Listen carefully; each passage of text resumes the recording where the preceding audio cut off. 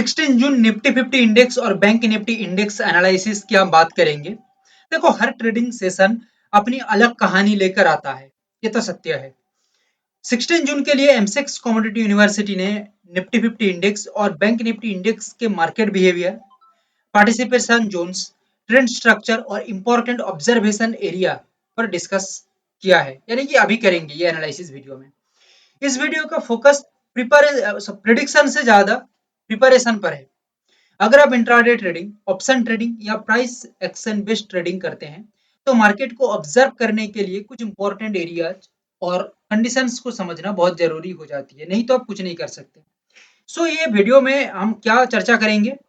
Nifty 50 market structure, bank Nifty market structure, trend continuation possibilities, reversal observation areas, market participation, price action perspective, trading preparation framework, market behaviour analysis, intraday trading view, option trading perspective. Option trading को उतना ज्यादा जोर नहीं देंगे, but बाकी के ऊपर हम पूरा पूरी देख लेंगे। ओके। और देखो, मार्केट हमेशा अपॉर्चुनिटी देती है, बट सवाल यही है कि ट्रेडर उन्हें पहचान पाती है या नहीं। जैसे कि निफ्टी बैंक के अंदर देखा जाए तो निफ्टी बैंक हर एक जगह में एक तबाही मचा के रखी है। ठीक है, एक हड़कंप मचा के रखी है, कहीं ना कहीं एक डर पैदा करके रखा है, ट्रेडर के अंदर खलबली मचा के रखी है। इसी चार्ट को हम जाके देखें, जस्ट एक सेकेंड, ये चार्ट को हम जाके देखें थोड़ा और लॉन्ग फ्रेम में, तो यहाँ पे क्या दिख रही है? कंटिन्यू मार्केट एकदम दबंग मूवमेंट किया है। क्या क्या है? दबंग मूवमेंट यहाँ पे किया है, कंटिन्यू डाउन साइड का मूवमेंट रखा है, लोअर लो फॉर्मेशन बना के। सो दैट यहाँ पे और एक बात तो मैं कह सकता हूँ कि बैंक निफ्टी के साथ आप निफ्टी को भी देखोगे तो निफ्टी के अंदर भी वही सेम मूवमेंट दिखने को मिली है। टोटल तबाही मूवमेंट, हड़कम मचा के रखी है, टोटल खलबली मचा के रखी है। ओके। और इसको हम थोड़ा लॉन्ग फ्रेम में देखेंगे तो कंटिन्यू यहाँ पे वही सेम सुल्तान या दबंग वाला मूवमेंट आई है। ठीक है, एकदम बादशाही मूवमेंट यहाँ पे दिखने को मिली है। इसको हम डिस्कस करेंगे थोड़ा अलग ढंग से। जस्ट इसको आप अच्छी तरह से समझ लीजिए बाई लेवल, क्योंकि without level, without any zone और price, so you do not understand the market. Okay. यहाँ पे क्या बन सकता है और क्या नहीं, इसको थोड़ा अच्छे से समझ लो।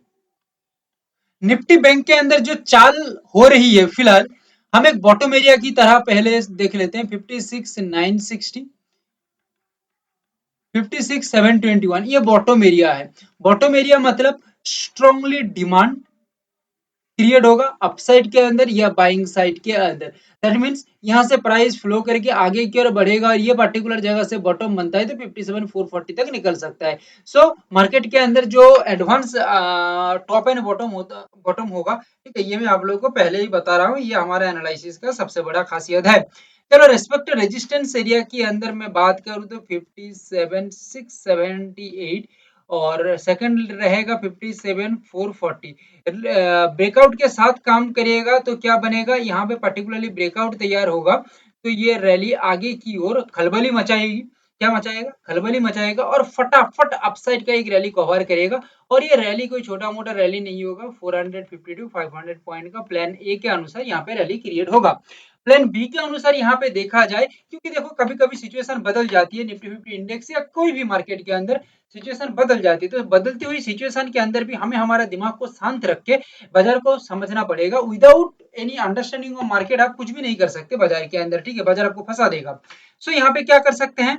देखो, प्लानिंग बी के अंदर यहाँ पे यही रखा जा सकता है, 56,960 के नीचे ब्रेकडाउन करके काम करे तो कुछ भी नहीं होगा, बिकॉज अगर नीचे एक रिस्पेक्टेड सपोर्टेड एरिया है 56,721, जब इसके नीचे प्राइस ब्रेकडाउन करके स्ट्रांगली कंटिन्यू रहेगा, ठीक है, तब ये एक गैप को भी फिल हो जाएगा और गैप फिल होने के बाद एक ब्रेकडाउन देके सस्टेन हो रही है, मतलब एक बड़ा रैली यहाँ पे बायोलॉजिकली बड़ा रैली क्रिएट हो सकता है और मार्केट भी यहाँ पे यानी कि बैंक निफ्टी यहाँ पे एक सेटिस्फाइंग रिजल्ट बना के दे सकता है।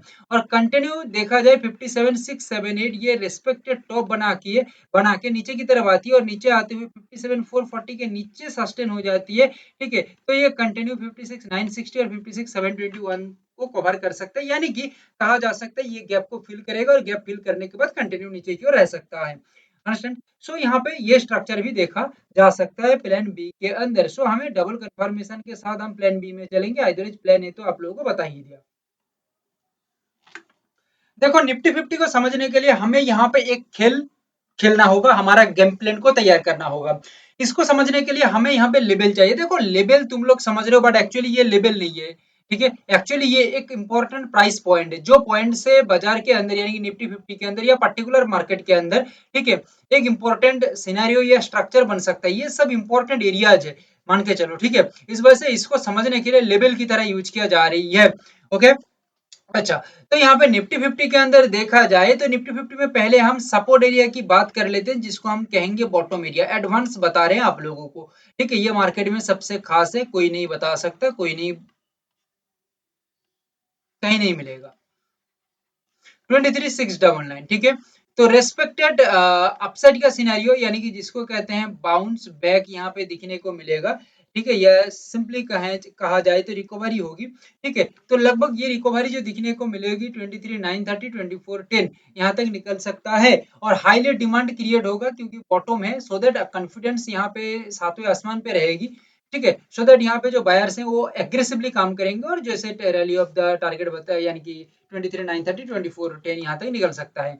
ओके, आगे की ओर बढ़े तो 23,930 ले लें या 24,010 ले लिया जाए, ठीक है। ब्रेकआउट के साथ एक कंटिन्यूएशन रैली आगे की ओर देखा जा सकता है, और एक रॉकेट रैली यहाँ पे पॉजिटिवली मूवमेंट कर सकता है। लेवल के ऊपर एक स्ट्रांगली प्राइस एक्शन स्ट्रक्चर के तहत सस्टेनिटी मेंटेन होते है, या कंट्रोल्ड बाइंग प्रेशर या स्टेबल मूवमेंट होती है, तो आगे की ओर मार्केट आराम से निकल सकता है। But it is the plan number A, ठीक है, ये मेन मूवमेंट है। और प्लान नंबर बी क्या है कि मार्केट स्ट्रक्चरली कुछ चेंजेस कर देता है। देखो क्योंकि मार्केट के अंदर जो अंदर की बात है, ठीक है, ये मार्केट कभी कभी क्विकली लाइफ में चेंज हो जाती है, ठीक है, सडन चेंज होती है। ये सडन मार्केट को चेंज समझने के लिए हमें कुछ तिकड़म आइडिया यहाँ पे लगानी पड़ेगी या प्लानिंग करनी पड़ेगी।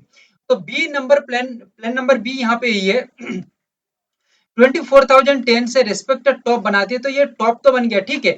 ये मार्केट का इंपॉर्टेंट पॉइंट है, टॉप बन गया, बट ये कंफर्म करेगा 23,930 के नीचे। जब इसके नीचे प्राइस काम करेगा तब 23,775 23,699 तक निकल सकता है।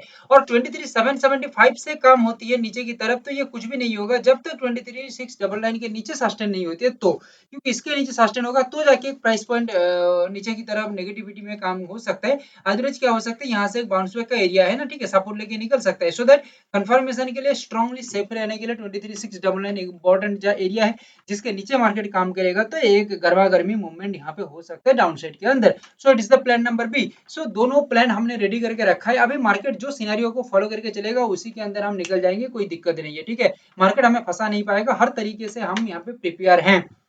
सो देखते हैं आगे मार्केट क्या करता है। Thank you, have a great day.